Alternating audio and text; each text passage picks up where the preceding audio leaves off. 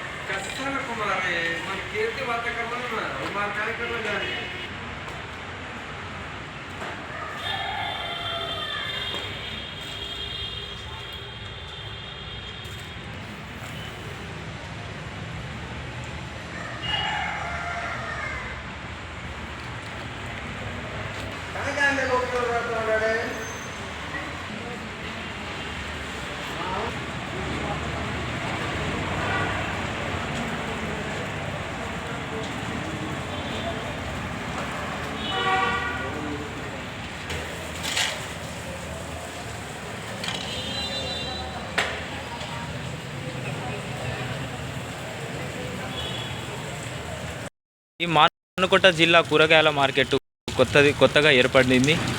కట్టినప్పటి నుంచి వెళ్ళి మీరు ఎలాంటి భయంకరమైన చెత్తని ఎత్తుతున్నారు? మీకు ఏమనిపిస్తుంది అసలు?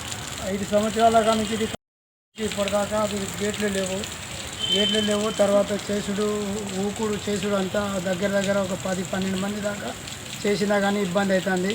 టాయిలెట్లు పోస్టులు, తర్వాత ఈ గేట్లు ఇది కావట్లేదు. మాకైతే చాలా ఇబ్బంది అవుతుంది. వాసనకు ఎంత బాత్రూమ్ పోడు, అంత గలీజ్గుండు చాలా ఇబ్బందికరంగా ఉన్నది.